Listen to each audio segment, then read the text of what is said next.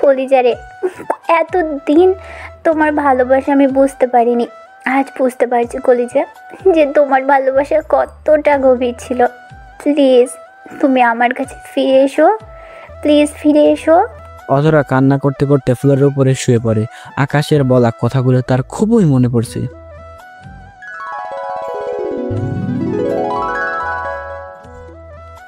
অধরা, যেদিন তুমি সত্যটা জানতে পারবে সেদিন হয়তো তুমি আমার জন্য মরিয়া হয়ে যাবে, কিন্তু আমি থাকবো না। আজ তুমি আমায় জুতোর বাড়ি দিলে, কিন্তু একদিন সময়ের চাকা উল্টো ঘুরবে, সেদিন তুমি আমায় হাজার তলাশ করলেও খুঁজে পাবে না। সেদিন হয়তো বা আমি এই দুনিয়ার মায়া ছেড়ে 3.5 হাত মাটির নিচে থাকবো, না হয় তোমার ধরাছোঁয়ার বাইরে। কলিজারে, তুমি ঠিকই বলেছিলে, আজকেই সেই দিন। আজ বুঝতে পারছি সব কিছু। আমি কেন যে তোমায় বুঝিনি, কেন যে তোমার অপমান আর অবহেলা করেছি, আজ তার ফল আমি পাচ্ছি। অধরা কান্নার মাত্রা যেন ধীরে ধীরে বেড়েই চলেছে। সে ফ্লোরের ওপরে পাগলের মতন শুয়ে কান্না করছে। ঠিক তখনই হসপিটাল থেকে ফোন আসে। অধরা, আমি হসপিটাল থেকে ডক্টর বলছি। জি বলুন। পেশেন্টের অবস্থা ভালো না, সে শেষ একবার আপনার সাথে কথা বলতে চায়। না, আমি ওর মতন কুলাঙ্গারের সাথে কোনো কথাই বলবো না। আরে শান্ত হন প্লিজ। দেখুন, মানুষটার উপরে আমারও অনেক রাগ, কিন্তু তার অবস্থা অনেক খারাপ। হয়তো কিছু সময়ের মধ্যে দুনিয়ার মায়া ত্যাগ করবে। সে আমার কাছে শেষ একটা ইচ্ছা পোষণ করেছে। আচ্ছা দিন। ডক্টর তিশানের সাথে অধরা কন্ট্যাক্ট করে দেয়। হ্যাঁ বল, কি বলবি তুই? অধরা প্লিজ আমায় মাফ করে দাও। আমি তোমার সাথে অনেক বড় অন্যায় করেছি। তুমি যদি আমায় মাফ না করো তাহলে আমার পাপের বোঝাটা দ্বিগুণ হয়ে যাবে। কুলাঙ্গার, তোর মুখে মাফ শব্দটা মানাচ্ছে না। হ্যাঁ আমি কুলঙ্গার, তাও তোমার কাছে মাফ চাচ্ছি। তুমি আমায় প্লিজ ক্ষমা করে দিও। আমার হাতে আর বেশি সময় নেই, খোদা আমার মরণ লিখেই রেখেছে। মর তুই। অধরা, মরেই যাব। আমার মতন কুলঙ্গার দুনিয়ার বুকে থাকতে পারে না। তুমি প্লিজ আমায় শুধু ক্ষমাটা করে দিও। আর যদি সম্ভব হয় অন্য কাউকে বিয়ে করে নিও, আর আমাদের বাচ্চাটাকে দুনিয়ার মুখ দেখিও। তিশানের কথা শুনে অধরার মাথা পুরো বিগড়ে যায়। কুত্তার বাচ্চা, তুই মর। আর কি বললি তুই? আমাদের বাচ্চা? এই অবৈধ বাচ্চা কোনো দিনও এই দুনিয়ার মুখ দেখবে না। কালকে এই বাচ্চাকে আমি নষ্ট করে ফেলবো। অপর পাশ থেকে কোনো আওয়াজ আসছে না আর। পেশেন্ট মারা গিয়েছে। একদম বেশ হয়েছে। কুলাঙ্গারটাকে কোনো ময়লার ড্রেনের মধ্যে গিয়ে ফেলে দিয়ে আসেন। এটা বলে অধরা ফোন কেটে দেয়। অধরা ফোন কেটে দিয়ে আবারও কান্না করতে শুরু করে। তার এতটা কষ্ট হচ্ছে যে মনে হয় এখনই কলিজা ফেটে কয়েক টুকরো হয়ে যাবে। সে আর সহ্য করতে পারছে না, এতটা কষ্ট হচ্ছে তার। সে পাগলের মতন করতে থাকে আমার জন্য, অর্থাৎ আকাশের জন্য। কতক্ষণ ফুলের উপরে হাত পা ছোটাছুটি করছে, কতক্ষণ সে জুতো জোড়াকে পাগলের মতন চুমু খাচ্ছে। বলতে গেলে পুরোপুরি পাগলের রূপ ধারণ করেছে অধরা। পাগলও হয়তো এতটা মাতলামি করে না যতটা অধরা করছে। অন্যদিকে আকাশ আর মৌ, অর্থাৎ আমি আর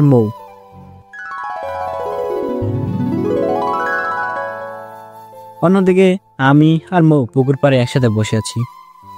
মৌ আমার কাঁধে মাথা রেখে ওকে শক্ত করে জড়িয়ে ধরে আছি আমি। আকাশ, এই সুন্দর মুহূর্তটা যেন কবু শেষ না হয়। আমি তোমায় আঁকড়ে ধরি, সারাটা জীবন পার করে দিতে চাই। মৌ, আমি জানি না কি হতে চলেছে আমার জীবনের সাথে, তবে এতটুকু বলবো, আমায় বোঝার মতন করে বুঝে নিতে পারলে মুহূর্তগুলো কখনোই শেষ হবে না। আকাশ, আমি সবসময় তোমার মতো করে তোমাকে বোঝার চেষ্টা করব, কখনই তোমার হাত ছাড়বো না।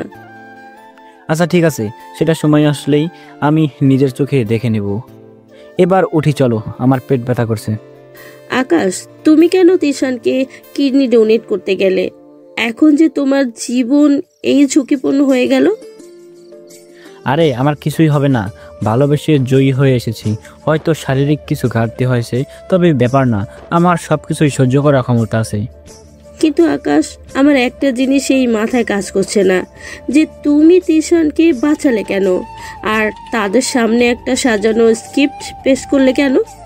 মৌ দেখো, আমি অধরাকে নিজের জীবনের চাইতে বেশি ভালোবাসি, তাই সে কষ্ট পাক সেটা আমি কখনোই চাই না। সে তিশানকে অনেক বেশি ভালোবাসে।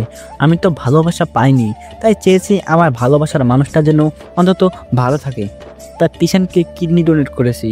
আর সাজানো স্ক্রিপ্ট বলতে আমি চাইনি যে তারা আমার কাছে ছোট হোক, তাই কিডনি ডোনেট করে দিয়ে চোরের মতন পালিয়ে এসেছি। আমি ভালো করেই জানি যে তিশান এরপর আমার খোঁজ করবে। শুধু খোঁজ না, দুনিয়া পাতাল এক করে হলেও আমাকে সে খুঁজে বের করবে। তাই এমন একটা বানোয়াট কাহিনী রটিয়েছি যাতে করে তিশান কিছুটা হলেও আমাকে নিয়ে ফিল করে। তবে আমি মন থেকে চাই না আর তাদের দুজনের সামনে যেতে। আমি চাই তারা দুজন সুখে থাকুক, তাই সব নাটক করেছি। আর আমি দূরে সরে গেলে তো অধরার জন্যই ভালো। তার জীবন পথে আর কোনো কাটা থাকলো না। সে এবার সুখে শান্তিতে তিশানের সাথে সময় কাটাতে পারবে।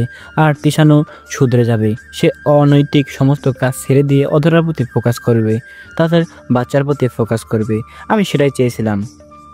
সবটাই বুঝলাম, কিন্তু তুমি অন্যভাবেও তো তিশানের থেকে পিছু ছুটাতে পারতে। মৌ, হ্যাঁ সেটা আমি পারতাম, তবে তিশান আমায় ঠিক খুঁজে বের করে ফেলতো। সেটা আজ না হয় কাল। তাই মৃত্যুর ওসিলা দিয়ে তাদের থেকে পিছু ছুটিয়ে নিয়েছি। আর তাছাড়া একটা জিনিসের ভয় ছিল আমার মধ্যে, তিশান যদি নিজের ভুল অধরার কাছে স্বীকার করে তাহলে হয়তো অধরা খুব কষ্ট পাবে আর তার থেকে দূরে সরে গিয়ে আমাকে নিয়ে কল্পনা জল্পনা করবে।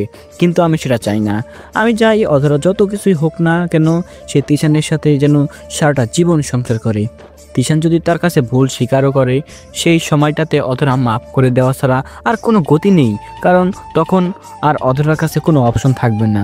সে তিশানকে ছেড়ে আমার কাছে আসতে চাইবে না, কারণ আমি তো দুনিয়াতে নেই ভাববে সে। তখন যত যাই হোক বাচ্চার কথা ভেবে তিশানকে আপন করে নেবে অধরা। তাই সমস্ত কিছু এভাবেই প্ল্যান করেছি। ডক্টরও আমার পরিচিত ছিল, তাই তিনিও আমায় সাহায্য করেছেন এসব বিষয় নিয়ে। স্ক্রিপ্ট মোতাবেক তিনার রোল প্লে করেছেন। আমার কথা শুনে মুখ খুশিতে আমাকে জড়িয়ে ধরে। অনেক ভালো কাজ করেছো আকাশ। এবার আমি কোনো বাধা ছাড়াই তোমাকে নিজের করতে পারবো। আচ্ছা মৌ, এবার তো বাসায় চলো। হ্যাঁ চলো। পুকুর পাড় থেকে দুজনেই বাসার উদ্দেশ্যে রওনা দেই। কিন্তু আমি যাদের জন্য এতটা ত্যাগ দিয়েছি তাদের দুজনের মাঝে এখন কোনো সম্পর্কই নেই। শুধু সম্পর্কই না, একজন তো পুরো দুনিয়া ছেড়ে চলে গিয়েছে। আর অধরা পথে ঘাটে পাগলের মতন ঘুরপাক খাচ্ছে। দুজনে বাসায় পৌঁছে যাই। বাসায় পৌঁছাতেই, কিরে তোরা দুটো সারাদিন ঢ্যাং ঢ্যাং করে ঘুরে বেড়েছিস, তোদের তো মতিগতি ভালো দেখছি না। তোরা দুটো কি বিয়ে শাদি করবি টরবি না? হ্যাঁ মামা করবো, আর কিছুদিনের মাঝেই আমরা বিয়ে করে নেব। হ্যাঁ তাড়াতাড়ি কর, যা করবি। অনেক দিন কোনো বিয়ে শাদি খাই না, এবার একটা বিয়ে খাওয়ার সুযোগ এসেছে। আর মৌ 1 বছরের মধ্যে যেন সংবাদ পেয়ে যাই। মৌ তো লজ্জায় পুরো শেষ। সে আমার পিছনে গিয়ে লুকিয়ে পড়ে লজ্জায়। হয়েছে, থাক আর লজ্জা পেতে হবে না, যাও গিয়ে ফ্রেশ হয়ে নাও। দুজনে ফ্রেশ হতে চলে যাই। আমি এখন মোটামুটি কিছুটা শক্ত হয়ে এসেছি। আমি আমার জীবনে সবটুকু ভালোবাসা দিয়েও যখন অধরাকে পাইনি, তাহলে আর তাকে মনের মধ্যে আঁকড়ে ধরে রাখার কোনো মানেই হয় না, সেটা আমি বুঝে গিয়েছি। আমি এখন অধরাকে ভুলে মৌকে নিয়ে ভাবতে শুরু করব। অন্যদিকে অধরা তো পুরো পাগল হয়ে গিয়েছে। সারা রাত ফ্লোরের উপরে শুয়ে কান্না করছে। সকাল হতেই হসপিটালে চলে যায় বাচ্চা নষ্ট করতে। হসপিটালওয়ালা তাকে জানায়, ম্যাডাম এখন বাচ্চা নষ্ট করা সম্ভব না, অনেক দেরি হয়ে গেছে। না, আমি তাও বাচ্চা নষ্ট করব। ম্যাডাম আপনি একটু বোঝার চেষ্টা করেন। এখন যদি বাচ্চা নষ্ট করতে চান আপনি, তাহলে হয়তো বড় ধরনের কোনো বিপদ ঘটে যাবে আপনার সাথে। ডক্টর, আমার যা হওয়ার হবে। অতি জোর আমি মরেই যাব, কিন্তু তাও আমি বাচ্চা নষ্ট করব। আমার এই বাচ্চার দরকার নেই। এই বাচ্চা নষ্ট করতে আমি সমস্ত রিস্ক নেব। এমনিতেই তো মরে গেছি আমি, আর কি মরব। তবে যদি সত্যি আমার মরণ হয় তাতেও আমি রাজি। প্লিজ বাচ্চাটা নষ্ট করার ব্যবস্থা করুন। ডক্টররা পরে অধরাকে বন সই নিয়ে তার বাচ্চাকে নষ্ট করে, কিন্তু অধরা কিছুই হয়নি, সে মোটামুটি ভালোই আছে। এদিকে আমি পুরোপুরিভাবে নিজেকে গুছিয়ে নিই। আমি অনেক ভেবেচিন্তে সিদ্ধান্ত নিয়ে ফেলি যে আমি মৌকে বিয়ে করব। আকাশ, আমরা কি এখানে বিয়ে করব? হ্যাঁ, তো কোথায় করব? শহরে করব। না, ওই শহরের মুখ আমি দেখব না। প্লিজ আকাশ, এমনটা করো না। দেখো, শহরে আমার আত্মীয় স্বজনরা আছে, তিনাদেরও তো একটা হক আছে। প্লিজ আমরা শহরে বিয়ে করব। আচ্ছা যাও, ঠিক আছে। তো আজকে আমরা শহরের উদ্দেশ্যে রওনা হব, কেমন? না, তুমি আজ বিকালে চলে যাও, আমি আর মামা মামি 2-1 দিনের মধ্যে রওনা হব। আচ্ছা ঠিক আছে। বিকালবেলা মৌকে গাড়িতে তুলে দিয়ে বাসায় চলে আসলাম। আমার কেমন যেন ভাবতেই অবাক লাগছে, যেই মেয়ে আমায় 5 বছর ধরে ভালোবেসে আসছে তাকে আমি বউ বানাতে চলেছি।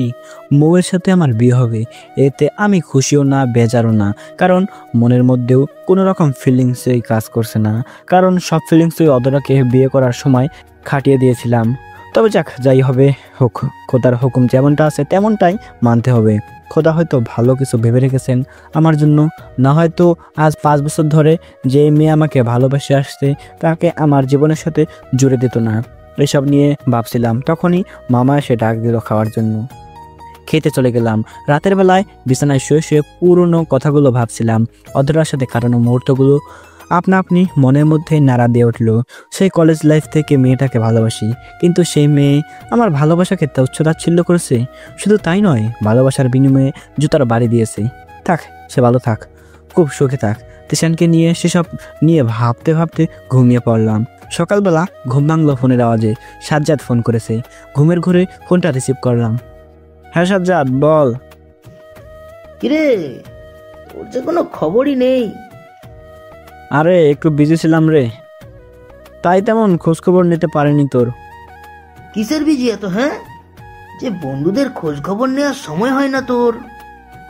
আরে বাবা, মৌ আর নিজেকে নিয়ে একটু বিজি ছিলাম। আচ্ছা ঠিক আছে, তবে বলতো তোর আর মোয়ের কত দূর এগোলো? আরে তোকে তো বলতে ভুলে গিয়েছি, তোর জন্য একটা গুড নিউজ আছে। কি? মৌ আর আমি বিয়ে করতে চলেছি, আর 2-1 দিনের মধ্যে আমরা শহরে আসছি। যাক, আলহামদুলিল্লাহ। তবে আকাশ, আমার পক্ষ হতে একটা ব্যাড নিউজ আছে। কি? তিশান আর দুনিয়াতে নেই, সে দুনিয়ার মায়া ত্যাগ করেছে। কি? কবে হলো এটা? আর অধরার কি অবস্থা এখন? এই তো 2-1 দিন আগে। আর অধরার কোনো খোঁজ পাইনি আমি। সে কোথায় যেন হাওয়া হয়ে গেছে। কি বলিস এসব? আমার তো মাথা চক্কর দিচ্ছে। আকাশ, তোর খারাপ লাগলেও আমার বিন্দু পরিমাণ খারাপ লাগেনি, কারণ যেমন কর্ম করেছে তেমনটাই ফল পেয়েছে দুজন। আচ্ছা, আমি এখন রাখছি ফোন, বলে ফোন কেটে দিলাম। মনের মধ্যে যেন তুফান বইছে। আমি তো তিশানকে বাঁচানোর জন্য নিজের জীবন পর্যন্ত বাজি লাগিয়েছি, তাও কি করে এমনটা হলো? আর অধরাও বা কই গেল? ধ্যাত, মাথায় কিছুই কাজ করছে না। সাথে সাথে মৌকে ফোন করলাম, তারপর তাকে সবটা বললাম। আকাশ দেখো, আমি আগেই জানতাম যে এমনটাই হবে ওদের সাথে, কারণ তারা কর্মই করেছে এমন। আর তুমি এখন ওদের কথা ছাড়ো, আমাদের নিয়ে ভাবা শুরু করো। কিন্তু অধরার এখন কি হবে? আকাশ, এতদিন তোমার উপরে কোনো অধিকার খাটানি, কিন্তু আজ খাটাবো। আজকের পর যদি তুমি অধরার নাম আর উল্লেখ করেছো, তাহলে আমার মরা মুখ দেখবে। মৌ, কিসব উল্টোপাল্টা বলছো তুমি? যা বলেছি ঠিকই বলেছি। কেন, আমি যে আজ 5টা বছর ধরে তোমায় ভালোবেসে আসছি, কই তুমি তো কখনো আমাকে নিয়ে এতটা চিন্তা করনি। আরে মৌ, প্লিজ শান্ত হও, এতটা রাগ করো না প্লিজ। রাগ হব না তো কি করবো? হ্যাঁ, মাথায় রেখো, আমারটাও কিন্তু মন। তুমি বিবাহিতা ছিলে জেনেও তোমায় ভালোবেসেছি, কোনো আঙ্গুল তুলিনি তোমার উপরে, কারণ শুধু একটাই যে আমি তোমায় ভালোবাসি। কিন্তু তাই বলে এটা নয় যে তুমি আমায় নিয়ে পুতুলের মতো খেলা করবে। আরে মৌ, প্লিজ শান্ত হও, এতটা রাগ করো না প্লিজ। কিসের শান্ত? হ্যাঁ, যে মেয়ে তোকে পথে ঘাটে ছেড়ে দিয়ে অন্যর হাত ধরে চলে যায়, যেই মেয়ে তোর ভালোবাসার মূল্য দেয় জুতোর বাড়ি দিয়ে, তুই সেই মেয়েকে নিয়ে চিন্তা করছিস এখনো? হ্যাঁ, তোর কি শরম লজ্জা বলতে কিছু নেই? মৌ, প্লিজ শান্ত হও, যাও, আজকের পর আর অধরার কথা ভাববো না। আমি শান্তই আছি। আসুন, ঠান্ডা মাথায় একটা কথা বলছি, আজকের পর থেকে যদি অধরা নিয়ে এক ফোঁটাও চিন্তা করিস, তাহলে কিন্তু খুব খারাপ হয়ে যাবে। না বাবা, আর ভাববো না। মাথায় থাকে যেন। এখন আমি ফোন রাখলাম, আম্মু কি কারণে জানি ডাকছে। আচ্ছা, মৌ রেগে মেগে চলে গেল। দেখ, সবটাই হয়েছে অধরার জন্য। আজকের পর আর অধরাকে নিয়ে কোনো দিনই ভাববো না। মৌ ঠিকই বলেছে, যে মেয়ে আমাকে জুতা দিয়ে মারতে পারে সেই মেয়ে কোনোদিন ভালোবাসতে পারে না। আজকের পর অধরা নামক ব্যক্তিটার সমস্ত স্মৃতি মন থেকে মুছে ফেলবো। অধরা বাচ্চা নষ্ট করে ফেলে। তার এই বাচ্চা চায় না, তার শুধু চাই আকাশকে। সে পুরোপুরি পাগল হয়ে যায় আকাশের জন্য। ফুলের মধ্যে শুয়ে সে কান্না করে। কোথাও খাওয়া দাওয়া, কোথায় কি, তার জন্য সমস্ত দুনিয়াদারি কোনো এক মেঘের অবচরে ঢেকে গেছে। তার এখন রাজপ্রাসাদ বা বাংলো কোনোটাই চাই না, তার শুধু চাই আকাশকে। কলিজা, ও কলিজা, তুমি কই রে? প্লিজ তুমি আমার কাছে ফিরে এসো। আমি যে আর কষ্ট সহ্য করতে পারছি না। প্লিজ তুমি আমার কাছে ফিরে এসো না। আমি দরকার হয় তোমার পা দুটো চাপটে ধরে মাফ চাইবো। প্লিজ তাও তুমি আমার কাছে ফিরে এসো। অধরা পাগলের মতন কান্না করতে থাকে। সারা বাড়িতে ঘুরে ঘুরে শুধু আকাশের তল্লাশ করে। সে আকাশের তল্লাশ করতে করতে বারান্দায় চলে যায়। সেখানে গিয়েও সে আকাশকে পায় না। তার কান্নার মাত্রা যেন আরো দ্বিগুণ হয়ে যায়। কান্না করতে করতে ক্লান্ত হয়ে বারান্দায় থাকা চেয়ারটার মধ্যে বসে পড়ে। হঠাৎই তার নজর যায় লোহার তাকিয়ার দিকে। সে দেখতে পায় একটা কাগজ ভাঁজ করে কে যেন তাকিয়ার মধ্যে রেখে দিয়েছে। সে ধীরে ধীরে সেটা হাতে নেয়। তারপর সেটা হাতে নিয়ে খুলে দেখে কি যেন লেখা আছে হাতে। সে সেটা পড়তে শুরু করে। সে লেখাগুলো পরে চোখ বড় বড় করে আকাশের দিকে তাকিয়ে থাকে। আকাশ অর্থাৎ আমি সেদিন যে সমস্ত অভিযোগ চাঁদ মামাকে করেছিলাম তার সমস্ত কিছুই একটা কাগজে লিখে বারান্দায় লোহার গ্রিলে গুজে রেখেছিলাম। সেই কাগজটাই অধরার হাতে পড়ে। তখন অধরা বলতে থাকে, ও চাঁদ মামা, পাগলটা সেদিন আমার আচরণে কষ্ট পেয়ে তোমার কাছে অভিযোগ করেছিল, তাই না? তখনই চাঁদ মামা আকাশটাকে আরও আলোকিত করে দেয়। অধরা আবার বলতে শুরু করে, চাঁদ মামা প্লিজ তুমি আমার আকাশকে খুঁজে এনে দাও। আমি সত্যি তার কাছে ক্ষমা চেয়ে নিব। প্লিজ তুমি এই সন্দেহ তার কাছে পৌঁছে দাও না। তখনই চাঁদ মামা নিবু নিবু করতে করতে মেঘের আড়ালে চলে যায়। এটা দেখে অধরার বুঝতে বাকি নেই যে চাঁদ মামাও তার উপরে নারাজ, তাই সে মেঘের আড়ালে চলে গিয়েছে। অধরা আবারও কাঁদতে শুরু করে। সে কাঁদতে কাঁদতে চাঁদ মামাকে বলতে থাকে, হে চাঁদ মামা, তুমি মেঘের আড়াল হও আর যাই হও না কেন, তোমাকে আমার কথাও শুনতে হবে। আমি যদি আকাশকে না পাই তাহলে এই জীবন আমি আর রাখবো না। আমার এই জীবনের দরকার নেই। অধরা এখনো বিশ্বাস করে যে আকাশ মরে নাই। তবে সত্যিই তো আকাশ মরে নাই, অর্থাৎ আমি মরি নাই। কিন্তু বিশ্বাস না করার মতন কোনো কিছুই তো আকাশ ছেড়ে যায়নি। অধরা তাও মানতে রাজি না যে আকাশ মরেনি। সে বিশ্বাস করে যে আকাশ এখনো দুনিয়ায় আছে। সে কখনো অধরাকে ছেড়ে যেতে পারে না। অধরা এসব নিয়ে ভাবতে ভাবতে বারান্দাতে ঘুমিয়ে পড়ে। এদিকে আকাশ মামা মামিকে নিয়ে শহরের উদ্দেশ্যে রওনা হয়। মৌ তার বাড়িতে আগে থেকেই বলে রেখেছে তাদের ব্যাপারে। আকাশে যাবে আর পারিবারিকভাবে মৌকে বিয়ে করে তুলে নিয়ে আসবে। আকাশ আর তার মামা, অর্থাৎ আমি আমার কথাই বলতেছি, আপনারা বুঝে নিয়েন। আমি আর আমার মামা মামিরা শহরে পৌঁছে মৌয়ের বাড়িতে চলে যাই। মৌয়ের বাড়িতে গিয়ে বড় ধরনের একটা শক খাই আমি। বাড়িটা কেমন যেন নীরব হয়ে আছে। আজ তো আমাদের বিয়ে, তাহলে বাড়ি কোনো সাজানো হলো না? আর তাছাড়া কোনো আত্মীয় স্বজনকেও তো দেখতে পাচ্ছি না। আমার ভিতরে কেমন যেন ধুপধুপ করতে শুরু করে। তাও আমি বুকে সাহস নিয়ে দরজার বেল বাজাই। মৌয়ের মা এসে দরজা খুলে দেয়। আন্টি, মৌ কোথায়? আর পুরো বাড়ি এমন নীরব কেন? মৌ আসুক, তারপর সবটা বুঝতে পারবে। একটু পর মৌ আসে। মৌ, পুরো বাড়ি এমন নীরব কেন? আজ না আমাদের বিয়ে? কিসের বিয়ে? হ্যাঁ, তোর মতন ছেলেকে কে বিয়ে করবে? কোনো কোয়ালিটি আছে তোর? মৌ, কি বলছো সব তুমি? হ্যাঁ, ঠিকই বলছি। তোর মতো ছোট লোককে আমি কোনো সময়ই বিয়ে করব না। কি আছে তোর? হ্যাঁ, কিছুই নেই। না আছে ফিউচার, না আছে কোনো কোয়ালিটি। তোকে তো কোন দুঃখেও বিয়ে করব না আমি। মৌ, তুমি তো আমায় বিয়ের জন্য জোর করলে। আর তাছাড়া তুমি তো আমায় গত 5 বছর ধরে ভালোবাসো। হ্যাঁ, করেছি জোর, কারণ তোকে তখন আমি ভালোবাসতাম, কিন্তু এখন বাসি না। আর তুই আমার যোগ্যও না। সো প্লিজ আমার বাসা থেকে বের হ তোরা, না হয় ঘাড় ধাক্কা দিয়ে বের করে দেবো। Get out. আমি মৌয়ের মুখ থেকে এমন দ্বারা কথা শুনে পুরো থ হয়ে যাই। আমি যেন নিজের কানকে বিশ্বাস করতে পারছি না।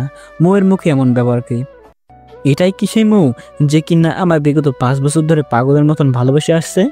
মামনি, তুমি এসব কি বলছো? মামা প্লিজ ওর হয়ে ওকালতি করতে আসবেন না। কি আছে ওর? হ্যাঁ, যে ওকে আমি বিয়ে করব? কিছুই তো নাই। যা ছিল সব কিছু সে অধরার নামে করে দিয়েছে। তো কোন ভরসায় ওর সাথে আমি বিয়ের বন্ধনে আবদ্ধ হব? মৌ, তুমি কি আমার টাকা পয়সার জন্য ভালোবাসতে? না, সেটা বাঁচতাম না, কারণ আমি তোর ভালোবাসা অন্ধ ছিলাম, তাই পাগলের মতো ভালোবেসেছি। কিন্তু এখন আম্মু আমার চোখ খুলে দিয়েছে, তুই তোর সমস্ত কিছু অধরার নামে করে দিয়েছিস। তোকে বিয়ে করলে আমার জীবন হেল হয়ে যাবে। আর তাছাড়া তুই আমাকে খাওয়াবি পড়াবি কি করে? হ্যাঁ, সামান্য স্কুলে শিক্ষকতার টাকা দিয়ে কি সংসার চলবে নাকি? মৌ, এসব তোমার আগে ভাবা উচিত ছিল। আর তাছাড়া ভালোবাসা থাকলে না, অল্প কিছুতেই সবটা মানিয়ে নেওয়া যায়। আকাশ, প্লিজ লেকচার বন্ধ কর। তোকে আমি আগেই বলেছি আকাশ যে সব কিছু নিয়ে সিরিয়াস হ, কিন্তু তুই অধরাকে নিয়ে পড়েছিলি। শুধু তাই নয়, যেই মেয়ে তোর জীবন বরবাদ করেছে তার খুশির জন্য তুই নিজের জীবন বাজি লাগিয়ে দিলি। তো এমন ছেলেকে কে বিয়ে করবে আমায় বল, যে কিনা বিয়ে করবে একজনকে আর মনে গেঁথে রাখবে অন্য একজনকে, যে কিনা বিয়ে করবে একজনকে আর সমস্ত পুঁজি লিখে দিবে অন্য একজনের নামে। তার সাথে সংসার করে কিসের সুখ পাবো আমি? মৌ, একটা কথা বললি, তুমি হয়তো কখনো আমাকে ভালোই বাসনি। এই ছোট লোক, চুপ, একদম চুপ। আমার ভালোবাসা নিয়ে একটা কথাও তুই বলবি না। আমি ঠিকই তোকে ভালোবেসেছি, কিন্তু তার দাম তুই দিসনি। কিছুদিন আগে যখন তোর কাছে ছুটে গিয়েছিলাম, তখন আম্মু আমায় অনেক বুঝিয়েছিল যে তুই কখনো আমাকে পুরোপুরি ভালোবাসতে পারবি না, কিন্তু তাও আমি বিশ্বাস করিনি। তবে এতদিন যখন তোর সাথে থেকে এসেছি, তখন সত্যি আমার মনে হয়েছে যে তোর জন্য হয়তো আমি না, কিন্তু তারপরেও আমি তোকে বিয়ে করে সংসার করতে চেয়েছি। কিন্তু যখন আমি বাড়ি ফিরে আসি, তখন আম্মু আমায় ক্লিয়ারলি বোঝায়। এরপর আমি নিজেই ভেবে দেখি, এখন আমার কাছে সবটাই ক্লিয়ার। দেখ, তোর কোনো ফিউচার নাই এখন, তুই নিজেই ঝুঁকিপূর্ণ এখন। আর এই অবস্থায় যদি তোকে আমি বিয়ে করি, তাহলে আমিও ঝুঁকিতে পড়ে যাব। সো আমি ভেবে নিয়েছি যে আমি নিলয়কে বিয়ে করব, যে কিনা বিজনেসম্যান, মোটামুটি ভালো রকমের বিজনেসে আছে। আর তাছাড়া আম্মুদেরও পছন্দ নিলয়কে, সো তাকেই আমি বিয়ে করব। সে আমায় অনেক ভালোবাসবে। মৌয়ের কথা শুনে চোখের কোণ বেয়ে আপনা আপনি কয়েক ফোঁটা পানি বেরিয়ে পড়লো। দেখ, কান্না করে কোনো ফয়দা নেই। তুই যেটা করেছিস সেটা মাথা মোটা কাজ না, হয়তো আজ আমি তোর বউ হতাম, কিন্তু খোদা আমায় বাঁচিয়েছে তোর মতন মাথা মোটা থেকে। সো প্লিজ এবার ঘর থেকে বের হ তোরা, আর পারলে নিজের ক্যারিয়ারের দিকে ফোকাস কর, না হয়তো বিয়ে করার জন্য কোনো মেয়েই খুঁজে পাবি না। এবার আর নিজেকে সামলাতে পারলাম না। আজ দ্বিতীয়বারের মতো অন্য কেউ কাঁদালো আমায়। এই মামা, তোমরা চলো। আকাশ, আমি বুঝে কথা বলেছি ওদের সাথে। মামা, আর কোনো কথা নেই, কারণ তারা ভালো বুঝেছে দেখে আমাকে রিজেক্ট করে নিলয় নামের কোনো এক ছেলেকে যোগ্য মনে করেছে। আর তাছাড়া আমার কিছুই নেই, তো কে মেয়ে বিয়ে দেবে আমার কাছে? আমার মামা চুপ করে আছে। মামা, চলো এখান থেকে। মামা মামিকে নিয়ে মৌয়ের বাসা থেকে বের হয়ে আসলাম। বুকের ভিতরটা চিংচিং করে ব্যথা করছে। শেষমেশ মৌ আমায় কষ্ট দিল। আমি মানুষটার কি মন বলতে কিছুই নেই, যেই আসবে সেই মন নিয়ে পুতুল খেলা করবে। না, বুঝেছি, এবার আমাকে আবেগের জীবন থেকে বের হয়ে বিবেক দিয়ে ভাবতে হবে। একজন আমায় ছেড়ে গেছে অপবাদ দিয়ে, আর একজন আমায় ছেড়ে গেছে ভালো কোনো পজিশন নাই বলে। এবার আমার পালা, আমিও দেখাবো। এবার আমি আকাশে যদি বেঁচে থাকি, তাহলে দুনিয়ার মানুষ আমার সাকসেস দেখতে পাবে। আর যারা যারা আমায় নিচু করেছে, তারা সেদিন কপালে হাত দিয়ে আফসোস করবে। আকাশ, আমরা এখন কই যাব? গ্রামে ফিরে যাব নাকি? না মামা, অনেকটা পথ সফর করে এসেছি, এখন আর গ্রামে যাব না। চলো চলো তোমরা আমার সাথে। মামাদের নিয়ে আমি আমার অন্য একটা বাড়িতে চলে গেলাম, যেটা আমি শখের বসে কিনেছিলাম। এই বাড়ির কথা কেউই জানে না, সাজ্জাদ বাদে। মামা মামিদের নিয়ে সেখানে চলে গেলাম। আকাশ, এই বাড়ি কার? মামা, এই বাড়িও আমার। অনেক আগে শখ করে কিনেছিলাম যে মাঝে মাঝে এসে এখানে থাকবো, কিন্তু আজ শখটা প্রয়োজনে রূপান্তর হলো। আচ্ছা আকাশ, তুই আমায় একটা কথা বলতো, তুই সব কিছু পাগলের মতন অধরার নামে করে দিলি কেন? মানুষ তো নিজের ভবিষ্যৎ নিয়ে চিন্তা করে নাকি? মামা, আমি জানি যে আমি পাগলের মতন কাজ করেছি, কিন্তু বিশ্বাস করো, অধরার ভবিষ্যৎ সম্পর্কে আমার জানা হয়ে গিয়েছিল, তাই তার নামে আমি আমার সম্পত্তি লিখে দিয়েছি। মামা, যাই হোক না কেন, ভালো তো বাসছি তাকে, হোক না সে অন্য কারো, কিন্তু তার কষ্ট তো সহ্য করতে হবে না আমার, তাই ওই রূপটা করেছি। সবটাই বুঝলাম, কিন্তু তুই এখন কি করবি? মৌ তো সত্যিই বলেছে গ্রামের স্কুলের যে বেতন সেটা দিয়ে একটা সংসার সামলানো অসম্ভব। মামা, সেটা নিয়ে তোমরা টেনশন করো না। আমার কিছু সেভিংস আছে আলাদা করে, সেটা দিয়ে আবার ব্যবসা শুরু করব ইনশাল্লাহ। আবার আগের পর্যায়ে পৌঁছে যাব। শুধু আগের পর্যায়ে নয়, তার থেকেও বেশি যোগ্যতা গেইন করব এবার। হ্যাঁ তাই কর, দোয়া রইল তোর জন্য। ভিতরে ভিতরে একটা জেদ তৈরি হয়ে গেল, কিন্তু কিভাবে আমি নিজেকে প্রতিষ্ঠিত করব এসব নিয়ে ভাবছিলাম। তখনই সাজ্জাদ ফোন করে। কিরে, মৌয়ের বাড়িতে হয়তো তোরা পৌঁছে গেছিস। আর কিছু সময় ওয়েট কর, আমিও আসছি সেখানে রেডি হয়ে। তার আর কোনো প্রয়োজন নেই, যেভাবে আসিস সেভাবেই আমার চৌরাস্তার মোড় বাড়িটায় চলে আয়। আচ্ছা ঠিক আছে। ঘন্টা দুয়েক পর সাজ্জাদ আসে। কিরে, তোরা এখানে কেন? তোদের না মৌয়ের বাড়িতে থাকার কথা? আজ না তোদের বিয়ে? কোনো বিয়েটিই হচ্ছে না। কি বলিস, বিয়ে টিয়ে হচ্ছে না মানে? সাজ্জাদকে সবটা খুলে বললাম। কি, মৌ তোর সাথে এইরূপ আচরণ করেছে? হ্যাঁ। ভুলটা আকাশ তোর। শোন, আজ তোকে একটা কথা বলি, কোনোদিন নিজের সাফল্যের ভাগ কাউকে দিতে যাবি না, বা নিজের অবস্থানে অন্য কাউকে বসাতে যাবি, তাহলে এমন বাঁশমোড়াই খাবি। এখন কি করব আমি? মাথায় তো কিছুই কাজ করছে না। তুই সবকিছু আবার নতুন করে শুরু কর। আমিও সেটাই ভাবছি, কিন্তু কোথা থেকে শুরু করব আর কিভাবে করব? শোন, তোর ওসব নিয়ে চিন্তা করতে হবে না। আমার হাতে 4টা বড় বড় টেন্ডার আছে, সব কয়টা আমি তোকে দিয়ে দেবো। ইনশাল্লাহ আবার তুই সাকসেস পেয়ে যাবি। ধন্যবাদ রে সাজ্জাদ। লাত্তি দিয়ে কলিজাখানা বের করে দিব একদম। কিসের ধন্যবাদ? হ্যাঁ, ধন্যবাদ তো আমার তোকে দেওয়া উচিত। আমি সাজ্জাদ, আর যতটুকু আছি সবটাই তোর বদলাতে। তুই না থাকলে আজ আমি জিরোতে থাকতাম, সেসব বলিস না একদম। আচ্ছা, এরপর থেকে শুরু হয়ে গেল জীবনের পরীক্ষা। অন্যদিকে অধরা পুরোপুরি পাগল হয়ে গেছে। সে রাস্তাঘাটে আকাশের খোঁজ করে করে বেড়ায়, যাকে দেখে তার কাছে আকাশের খোঁজ করে, কিন্তু প্রতিবারই সে নিরাশ হয়। দেখতে দেখতে 1 মাস হয়ে গেল মৌয়ের বিয়ে। আর কিছুদিন পর সে নীলকে পেয়ে তো খুব খুশি। সে যেন মানুষের মতন মানুষ জীবন সঙ্গী হিসাবে পেয়েছে। মৌ সাজ্জাদকে বিয়ের দাওয়াত করে। সাজ্জাদ, আমার আর নীলয়ের বিয়েতে এসো, আর তোমার এই দয়মান বন্ধুকেও নিয়ে এসো বিয়েতে। সাজ্জাদ প্লিজ, তুমি অন্তত তার হয়ে সাপাই গেও না, তাহলে তোমাকেও আমি তার মতন বলদ ভাববো। ধ্যাত, আমি চললাম। তোমাকে ইনভাইট করতে আসাটাই আমার ভুল হয়েছে। সো আমি চললাম, বিয়েতে আসতে ইচ্ছে হলে চলে এসো। সাজ্জাদ তখন বলল, যাও যাও, রাগ দেখাও, কিন্তু এই রাগটা না একটা সময় কান্নায় পরিণত হবে। তুমি যেই মানুষটাকে জীবনসঙ্গী বানাতে চাইছো, সেই তিশানকেও হার মানাবে। তোমার শরীরের সমস্ত কিছু চুষে খেয়ে তোমায় ছুঁড়ে ফেলে দিয়ে চলে যাবে। সেদিন এই বুঝে আসবে তোমার, এর আগে নয়। মানুষটাকে আমি গত 2 বছর ধরে চিনি, তার চরিত্র সম্পর্কে ভালো করেই আমার জানা আছে। শুধু সময়ের অপেক্ষায়, তারপর তুমিও জেনে যাবে। মৌ রাগ দেখিয়ে সেখান থেকে চলে যায়। এদিকে আকাশ জান লাগিয়ে মেহনত করে যাচ্ছে। তার মামা মামিরা কিছুদিন থেকে তারপর গ্রামে চলে যায়, আর আকাশ শহর থেকে কাজের ইন্তজাম দিয়ে যাচ্ছে। 2টা টেন্ডারে ভালোই প্রফিট পেয়েছে। বাকি 2টো সপ্তাহ খানিকের মধ্যে শেষ হয়ে যাবে। এরপর আর তাকে পিছনে ফিরে তাকাতে হবে না। এভাবে আরও কিছু সময় অতিক্রম হয়। একদিন রাতের বেলায় সাজ্জাদ আকাশকে ফোন দিয়ে বলে, আগামী শুক্রবার রেডি হয়ে থাকিস। আগামী শুক্রবার মৌয়ের বিয়ে, তোকে আর আমাকে যেতে বলেছে। সাজ্জাদের কথা শুনে কলিজাটা আবারও মোচড় দিয়ে ওঠে। এতদিন সব কাজকর্মের ভিতরে সবকিছুই ভুলে গিয়েছিলাম। না অধরা না মৌ, পুরোপুরি নিজের ক্যারিয়ারে ফোকাস করেছি। কিন্তু আজ আবার সাজ্জাদ সেসব মনে করিয়ে দিল। ওকে, ঠিক আছে। আর শোন, আগামীকাল মাগরিবের পর দুজন মিলে ঘুরতে বের হব। অনেকদিন হয় দুজন মিলে কোনো ঘোরাঘুরি করি না।